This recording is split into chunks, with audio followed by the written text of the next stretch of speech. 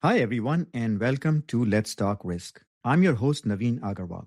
Here we explore how leaders in medtech navigate uncertainty, make better risk based decisions, and build safe, effective products to support sustainable growth. Today, I'm super excited to welcome my guest, Mike Cook. He is the Strategic Account Executive for the VIP program. We're going to learn a lot about VIP program today, what it is, what it can do for organizations, and what it has already done for medical device companies in their journey towards quality excellence. With that, Mike, welcome to the show. How are you today? I'm good, Naveen. Thank you. Thanks for having me. Wonderful, Mike. So I want to start by just asking you what got you to this place today where you are leading the implementation and rollout of this VIP voluntary improvement program. Share with us a little bit of your career journey. Yeah, so the VIP program went fully live September of 2023, where the FDA signed off on this particular program. So I came in shortly after that to really spread the word. Prior to that, I used to sell electronic quality management systems to medical device companies. Worked with thousands of organizations, and every day I would hear the conversations of quality and regulatory leaders on either their paper-based systems, or how the systems were fragmented, or how systems never talked to each other. And it just seems like they never really had the right resources or tools to truly be effective. And then when I learned about the VIP program and how it focuses on a continuous improvement and operational excellence and tying everything together, it just seemed like a good transition. Nice. So give us a little bit of a history of the program. Like, I know it came out of the Case for Quality program with the FDA, and let's start there. What is Case for Quality and how it led to the VIP program? Yeah, so back in 2012, the FDA conducted a study. And what the FDA did is they talked to FDA inspectors, they talked to internal people at the FDA, and they talked to the medical device industry. And out of that study, what they found is that there was no meaningful difference between medical device companies that were compliant to the CFR 820 and companies that were not compliant to the CFR 820. So you could have, what they found was these organizations were facing the exact same issues, whether they were meeting the regulations or not. And so what they realized is compliance alone doesn't drive quality. Compliance doesn't drive product safety. And so that's how the case for quality came about, was from that study. And from there, that's how the voluntary improvement program came about. MDIC was created, which MDIC is the liaison, so that FDA and industry can come together and have discussions in a safe space and develop programs such as the voluntary improvement program. So MDIC, let's say a little bit more about that, is Medical Device Innovation Consortium, right? And it's a Yes. public-private partnership. So you're right. It's not like FDA is mandating companies to do the VIP program or take the case for quality. It is a joint collaborative effort, is it not? Can you say a little bit more about that? Yeah, it's a joint collaborative effort. Organizations that are currently in VIP, they meet with MDIC on a monthly basis along with FDA. They talk about what they're seeing on the ground, how to improve the program and other programs that are part of this. It's a very collaborative effort, so much so that you actually deal with a different division of FDA. You deal with the case for quality, and so you can pick up the phone and call them. You can email them, they respond. So it's a much easier and better partnership than what a lot of industries used to. So let's get into the nuts and bolts of this program a little bit. Maybe at a high level, you can help us understand what this program is about. Absolutely. So first thing, MDIC hired Deloitte, and Deloitte went out and looked at 22 existing maturity models that they could leverage to assess the maturity and the capabilities of organizations. And out of that, they selected CMMI, out of the CMMI Institute. And CMMI was first requested back in the 80s from our U.S. Department of Defense in collaboration with academia as well. And the CMMI maturity model, it's utilized by over 10,000 organizations worldwide. But this maturity model has been tailored to the medical device space so that you can implement best practices in medical device and focus on continuous improvement. So it is a proven model, it seems, that they have adopted. Can you tell us a little bit more about what is unique to the VIP program when it's rolled out to a medical device company? What's really unique, and I think this is the hardest thing for organizations to wrap their head around, is they're so used to audits. They're so used to either an FDA inspection or there's war rooms and they're kind of putting on more theater on what to present and how to present it, or they're used to their internal audits or notified bodies. And it's just, were we compliant? The difference between the voluntary improvement program, it's much different. They go out and do a third party appraisal. The appraisal is not looking to see if you're compliant. So, one of the things to actually join into VIP is you have to have a history of compliance. And if you do, then you can enroll in the VIP program. And so when they conduct an appraisal, they're not looking backwards to see if you're compliant. They already know you are.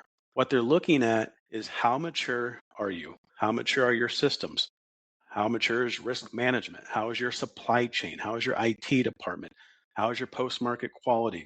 And they do that by talking to the individuals actually doing the work. So they go on site, whether your site is in Malaysia or Singapore or here in the United States, they go on site and they talk to the people actually doing the work to see how the work is actually being performed. Because Naveen, sometimes actually how they're performing the work isn't what the SOP says. Correct. Correct. And Yes. Yes. so they take that information and they spend a week on site, and it's interview style. It's like me and you talking in a room. So there's no war room. You and I are having a conversation on how you're actually performing the work. Your boss can't be in the room. It's extremely confidential. And then out of that, the appraisal will reveal how mature you are in all these different areas of your organization. And then that is shared with the team that participated in the appraisal and your exec team on where do we rank from 1 to 5 in these different areas. So for the first time, you'll have a very holistic view, not a compliance perspective. You'll have a holistic view on how mature you are, how can we get better, what makes sense to the business, so we can actually focus on continuous improvement and operational excellence. Awesome. I'll ask you a couple of examples in just a moment, but let me welcome our audience today. We already have so many people join on this conversation, and it's a global crowd, it seems. So welcome to all of you. I'm so glad you are here, guys. This is not a webinar or a lecture. This is really a very casual and informal conversation about topics that are important to our industry, our function, our roles in our organizations, and are challenging. So risk management is challenging, quality improvement is challenging. We want to talk about those topics, but please know that you are a part of this conversation. So I invite you to share your thoughts, questions, and comments. We are here to learn about VIP program, but you can raise a point about quality in general, struggles you have, risk management in general, what struggles you have, and we will bring this into our conversation as much as possible. So I invite you to participate. So, Mike, let's continue. You mentioned a couple of times the maturity model, and can we just make it real? Can you give us a few examples of what you would consider observations from a less mature system versus a highly mature system? I'll give you an example kind of from our pilot days. And so to back up a little bit, this program was piloted from 2018 to 2023 by some of the largest medical device manufacturers in the world. And one of the early adopters, they had a recent acquisition. And when they acquired the organization, from the outside looking in, their more mature site, their legacy site, was passing inspections. Their acquisition site was passing inspections. Both sites were hitting their numbers, their performance targets, their sales goals. But the acquisition site, it had a lot of rumblings from the internal staff. There was a lot of complaints, and it seemed to me maybe be a culture issue. And so this particular OEM decided to enroll both sites into the program. And after the appraisal, the legacy, more mature site came back, and as expected, they were very mature in their processes. Their results were very satisfactory. There wasn't really many what we would call deficient or partials in their appraisal, but the acquisition site came back much, much different. They had a lot of deficiencies. Now, when I say deficiency, I'm not talking about non-conformances or 483s. I'm just talking, they just weren't really mature in their systems. And for the first time, the exec team had a holistic view on what good looked like at one site and kind of what bad looked at another site. And so the acquisition site, after the appraisal, they focus on continuous improvement efforts, and they took the learnings from that appraisal. They met with their appraisal team on a quarterly basis. And fast forward 1 year later, they had another appraisal done to see how have we progressed. And that acquisition site had a 62% increase in daily production. They had a 90% reduction in time to ID root cause. The team was finally motivated for the right reasons, and they had an accelerated culture change. And a lot of it had to do is because the appraisal, when they come in, they talk to the people actually doing the work. And so the people are having a voice. And then That got elevated to the executive leadership team, and then that started driving business strategy. And when that happened, that particular site experienced amazing results, and they've been with the program ever since. Oh, that is an amazing example of the proof here, the proof of concept that it seems to work. And what I like about this is that it looks like it gives people a voice who are doing the work in a anonymous way, I guess, but a consolidated way to senior leadership. It's my experience, Mike. I don't know how you feel about it. It's my experience that if you walk down to the floor and talk to people, they will actually tell you where the problems are. And they'll also tell you that they've been talking about it for a long time, but no one listens, right? And it seems to me that somewhere along the communication chain or the roles and responsibilities or org charts, it seems to me that the link is broken. So what I'm hearing you say is that this process of appraisal and reappraisal and conversations allows people to surface these problems that they see themselves. So it's like making it visible to senior leadership so they can take action. Did I understand that right from you? You're right. And I think one of the issues is medical device organizations are so used to audits and inspections. The problem is it's hard to translate that into financial language to the exec team, which is why quality is a lot of times so reactive instead of proactive. And recently we had an organization out of Boston, Massachusetts go through an appraisal. And halfway through the appraisal, the senior VP of quality called his wife and said, I hope we have a cardboard box because we might need it. He was so concerned because there was so much room for opportunities for improvement on their manufacturing floor and other lines of the business that he thought his exec team was going to be like, what have you been doing? Yeah. And at the end of the appraisal, when the results came back, and that was presented not only to the individuals on the floor, but also the executive leadership team, the appraisal results translated quality into financial language, ROI, risk reduction, cost avoidance, and strategic decision-making input. And so he was at SQA last week. I was there with him, and he was talking about his experience. And he said, in the past, I was lucky to get one quality initiative as part of our overall business strategy. This never happened because quality is a lot of times looked at as an expense. He's like, quality doesn't report up. It drives business strategy. Now, he goes, we have 3 black belt projects that came out of this appraisal that's improving quality and product quality. And for the first time, my exec team has taken these appraisal results and they're investing in this continuous improvement and lean manufacturing operational excellence. And now we can actually speak the money, the financial language that we didn't have before because we're so used from the audit inspection mindset. That's really powerful. What I'm hearing you say is that it also gives us an opportunity to kind of bring the message in a different way. So, Mike, I want to switch gears a little bit here and really understand from you what you have observed to be some of the biggest challenges and also opportunities. And when I look at the situation, I find myself asking this question. Of course, senior executives are constantly bombarded with information and requests for budget and this priority and that priority. But from your experience, can you help us understand what is it that they most often underestimate about the business case for investing in improvement? This sounds like, from their perspective, if you can think about this, they might think of it as I'm being asked to put the money down today with a vague promise of improvement in the future. What do you think is the reason why they tend to underestimate this potential? A couple reasons. It is a program that the FDA and MDIC is involved, and a lot of organizations, unfortunately, are scared. Like, why would we want to join something that the FDA is a part of? We want to stay really far away from them. And they don't realize how it actually changes your relationship with the FDA. So some organizations just stay away, not from the financial aspect, because of the uncertainty. And what's nice about the appraisal is there's no pass fail. There's no minimum score you have to receive. It's not like an inspection where you have all these things you got to fix and create a CAPA and close them out. When you get your appraisal results, you select what do we want to focus on that makes the most sense to our business and improve. And all the FDA gets is just a snapshot of percentages of these different practice areas. And the other thing is the FDA can't act on the appraisal results. They have to do that by their own inspection. So it's a very safe space. I think that's one of the biggest hurdles is organizations are just worried, can the FDA act on our appraisal? The answer is no. If they would, 9 out of the top 15 medical device manufacturers that currently participate wouldn't be in this program. That's the other issue. The other issue is sometimes it's hard for quality to speak financial language. They don't talk money. And so we help create the ROI case. To give you an example, when you join the VIP program, you're removed from FDA inspections for a minimum of the first 2 years. So you don't have to worry about an FDA inspection. Now, I do have to caveat, if there's a for-cause inspection, legally the FDA has to show up. But you get a 2-year reprieve. And after that, your site is considered low risk to the agency. So it's unlikely that you will get inspected unless a certain amount of time goes by where legally they have to.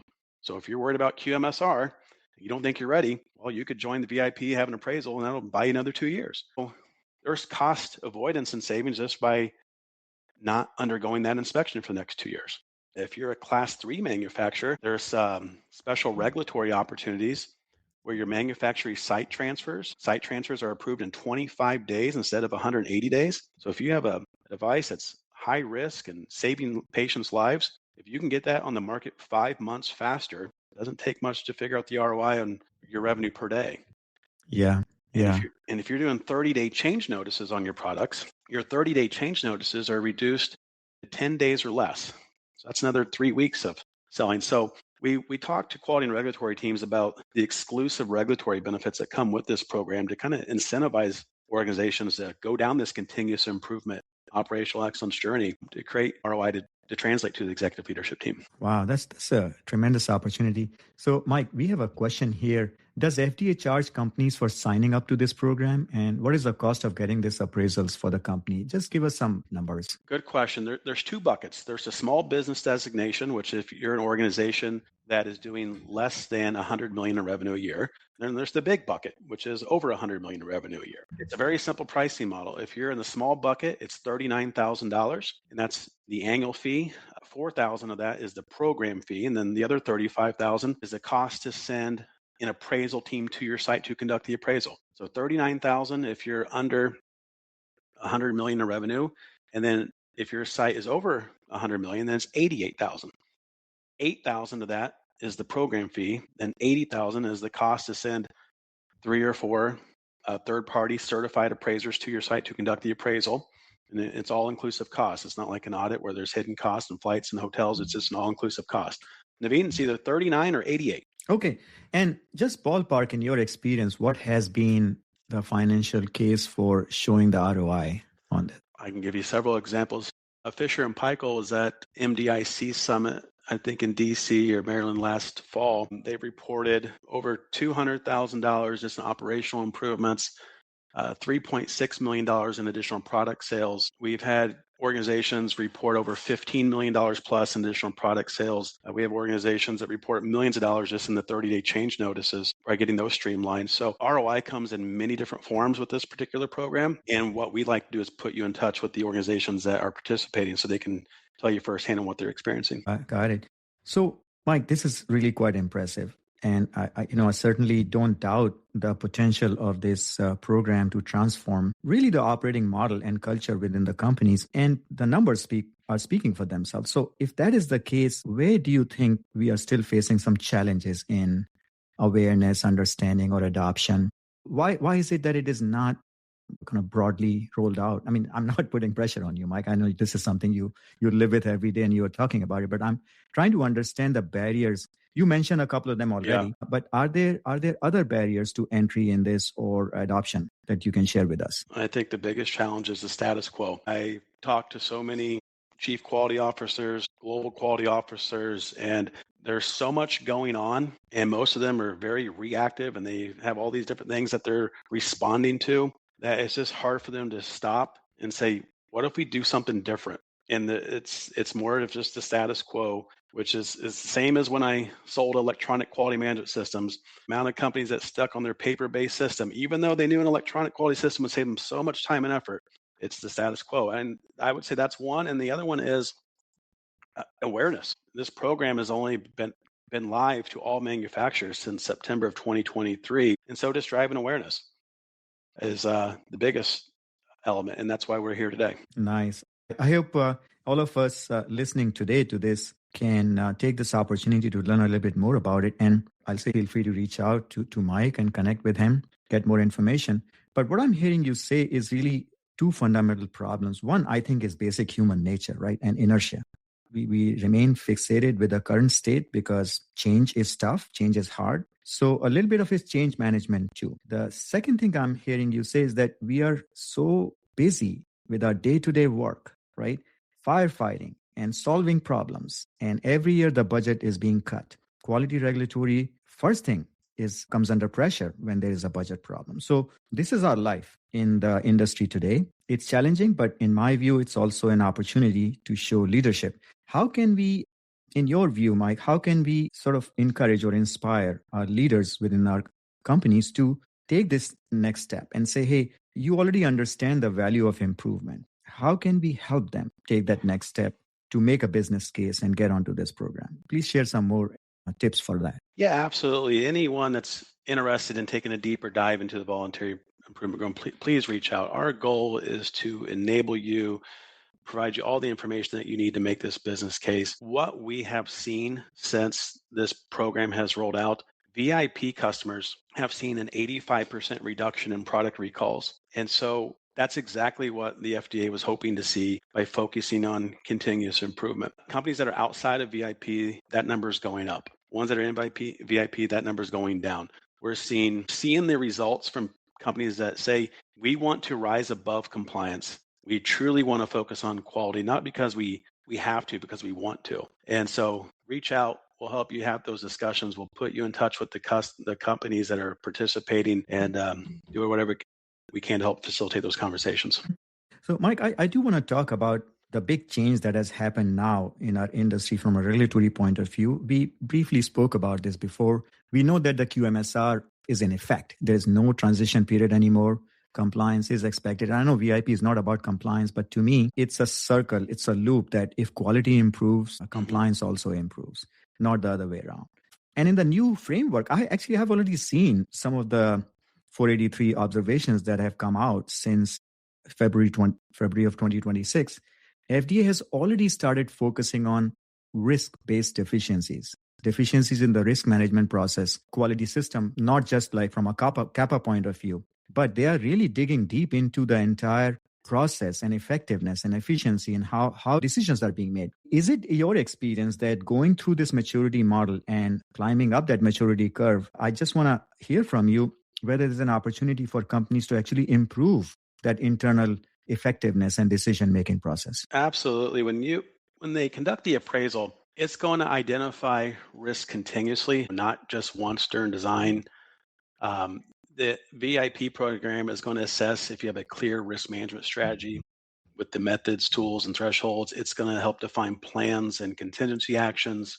It's going to help with the ongoing monitoring reassessment cadence. So it's going to look for that real world readiness and help out with backup plans and resource allocation and system testing, not just paperwork. So it's definitely going to be more of a proactive approach that's going to say, this is how you are doing this today.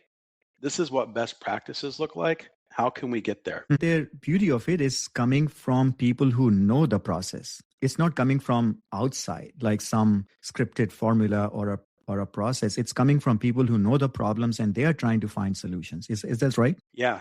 These appraisers do this all day, every day amongst organizations worldwide. And so they won't tell you necessarily how you need to do it. They'll tell you what you need to do. And then they'll help you decide what makes sense to your business on how you need to do it. And they can share tools and resources on what maybe other organizations have done to accomplish that. But it's a partnership. It's no longer looking to see if you did it. Mike, we are running short on time now, and what a wonderful conversation we have already had. Guys, I hope you enjoyed it. Mike, I want to give you a couple of minutes to just process this conversation and think about maybe 2 or 3 key points to share with our audience. In the meantime, I will share a couple of announcements with you guys. First off, thanks for joining today. You guys are showing up week after week. It's great.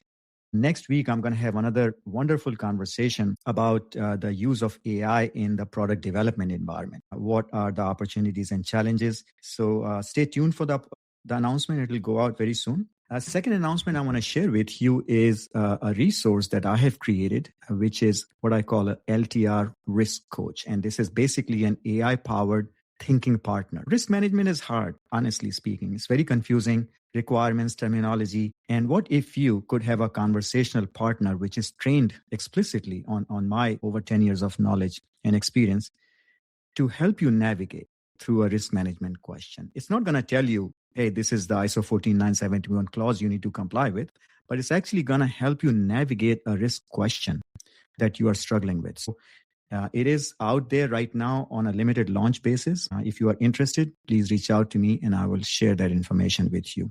So with that, Mike, the floor is yours. If you could please share just 2 or 3 key takeaways from us. Yeah, really, the CDRH, Dr. Michelle Tarver, is really pushing for this initiative. I was at MD-MES in February this year, and they're encouraging organizations to focus on continuous improvement. They realize that there's a need. So my ask is, if you're struggling in the quality area and not having a voice, and you really want to drive business strategy, this is the only program that we've seen tried, true, and effective that's really helping quality drive business strategy and patient safety. So if anyone wants to take a deeper dive, please don't hesitate to reach out. That's what I'm here for. I'll be happy to. Thank you so much, Mike. I hope you guys take up on that offer and think about how you could play a very big role, an influential role in your organizations, help solve some of the difficult problems, and see how it goes. And if you do that, I would love for you to come back and share your experience with us on this podcast, which also brings me to another point I want to make to you, is that all of you are welcome. Please reach out to me if you're interested in sharing your insights and perspectives. No preparation is required. It's not a presentation that you have to build or a technical conversation you have to go do a lot of research. It's just a casual chat. With that, thank you all, everybody. And Mike, thanks once again for taking the time and sharing your insights. My pleasure. Thanks for having me, Naveen.